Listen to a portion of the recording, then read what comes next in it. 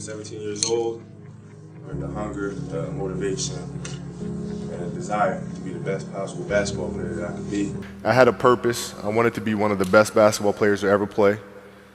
And anything else that was outside of that lane, I didn't have time for. I made that deal with myself at 13 years old. So everything I saw, whether it was TV shows, whether it was books I read, people I talked to, everything was done to try to learn how to become a better basketball player. Everything, everything. And so when you have that point of view, then literally the world becomes your library to help you to become better at your craft. So at 13 years old, I had a, I had a kill list.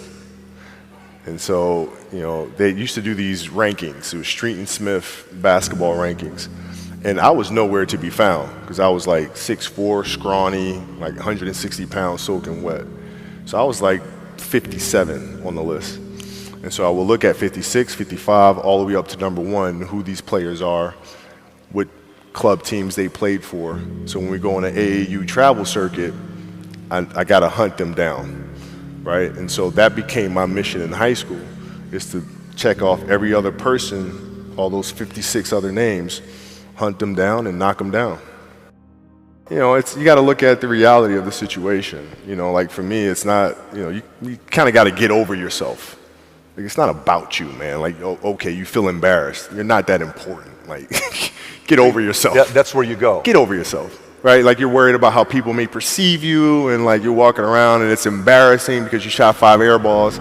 Get over yourself, right? And then after that, it's okay, well, why did those air balls happen? Got it. High school, year before, we played 35 games, max, right? Week in between, spaced out. Plenty of time to rest. In the NBA, it's back to back to back to back to back to back to back. I didn't have the legs. So you look at the shot, every shot was online. Every shot was online, but every shot was short. Right? I got to get stronger. I got to train differently. The weight training program that I'm doing, I got to tailor it for an 82-game season so that when the playoffs come around, my legs are stronger and that ball gets there. So I look at it with rationale. And say, okay, well, the reason why I shot air balls is because my legs aren't there. I go, well, next year they'll be there. That was it. Done. So many guys tell stories about your work ethic. Yeah. What was really your work ethic like, and for how long did you stay disciplined? Well, I mean, every day. I mean, since 20 years. I mean, it was an everyday process and trying to figure out strengths and weaknesses. For example, jumping ability. Man, my vertical was a 40, it wasn't a 46 or a 45.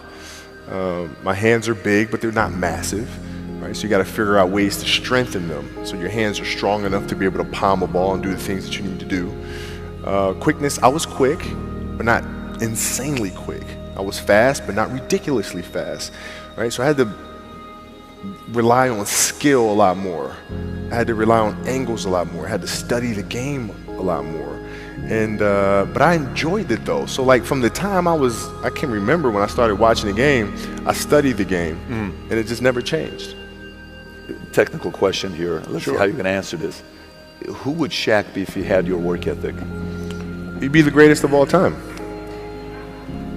If Shaq had your work ethic, he'd be the greatest of all time. Greatest of all time by a mile. Sure.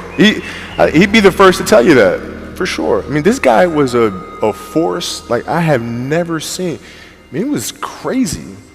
You know, a guy at that size, generally guys at that size are a little timid and they don't want to be tall. They don't want to be big. Man, this dude he did not care. He was mean. He was nasty. He was competitive. He was vindictive. I mean, I wish he was in the gym. I would have had fucking 12 rings. What is the conversational life like with your wife and kids to say, listen, this is what I'm doing? How did that conversation go? Well, with the kids, it's different. So like the communication with our children is that Pops is working hard. This is the level of attention to detail you need to have in everything you do. So it's setting the example. Same thing with my wife. My wife's a stay-at-home wife. It's the hardest job, man. Right? So she works really hard at that. I mean, it's, and so her attention to detail with that as well are examples for our children.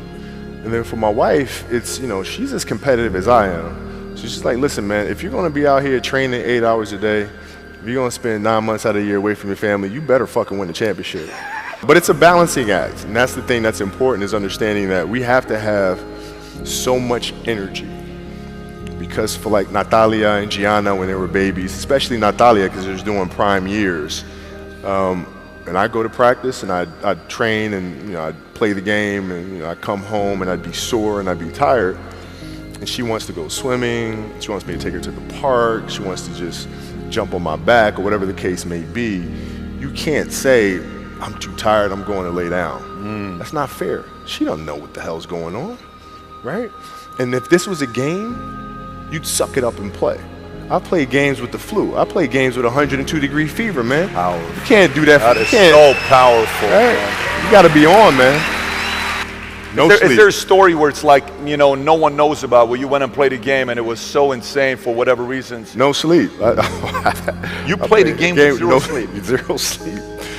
Zero sleep. It's like, kids, Natalia had a certain, health situation or what have you, and you're staying up all night, and then you got to go out and perform because fans don't know, teammates don't know, nor do they care, nor should they, that you've been up all night. You got to perform, right? And so you just got to go to work, man. You got a lot of people paying their hard-earned money to come watch you perform. It's your job to be in shape. It's your job to be strong enough to perform at that level every single night. And as a competitor, I'm not ducking shit. Like, it's not, oh my God, my back hurts, I'm sore, we got to play Vince Carter and Toronto Raptors tonight. We actually had this happen. We had a game against Toronto in 2000, and Vince was tearing the league up. My back was jacked. But like the perception of that, like, what? Kobe's missing the game against Toronto and Vince Carter because my back was really spasming. But people will be like, what? Oh, he's ducking Vince. Excuse me? No, I don't think so. So I would be in the layup line like, okay, there's a lot of days where you can rest and recover. Today ain't one of them. Your back can bother you any other day. That shit ain't bothering me today. Wow. He gonna have to see me today. Yeah. Man. Yeah. You're playing against the Golden State Warriors. Score is 107-109. You guys are close to getting into the playoffs. You know exactly what happens in the game. You go up, you're about to take your shot, and then all of a sudden, boom, Achilles happens, right? He went and hit the free throws, and then you walked off the stage, and then you got the surgery done. How the hell do you tolerate that kind of pain? I use this. I tell this example, and I think this is the best way to explain it. You have a hamstring injury, you pull your hamstring really, really badly. You can barely walk, right? Let alone play anything, soccer, basketball, volleyball, whatever it is. You can't do anything. Doctor tells you go home, sit up on the couch, rest your hammy, right? Stay off of it. Don't get up. No sudden movements. You're at home, all of a sudden a fire breaks out in the home, right? Your kids are upstairs, wife is wherever she may be, shit's going down, right? I'm willing to bet that you're gonna forget about your hamstring, you're gonna sprint upstairs, you're gonna grab your kids, make sure your wife's good, you're getting out of that house, right? Hamstring be damned. You're not gonna feel your hamstring, right? And the reason is because the lives of your family are more important than the injury of your hamstring. And so when the game is more important than the injury itself, you don't feel that damn injury. Not at that time.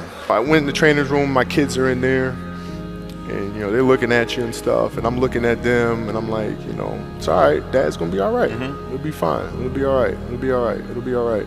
As a parent, you gotta set the example. You gotta set the example. This is another obstacle. This obstacle cannot define me. It's not gonna cripple me. It's not gonna be responsible for me stepping away for the game that I love. I'm gonna step away on my own terms. And that's when the decision was made that, you know what, I'm doing it. I'm doing it. As parents, you gotta lead by example. If you want your kids to do whatever it is they wanna accomplish in life, you have to show them. You can't. You got to show them. And that's what I tried to do.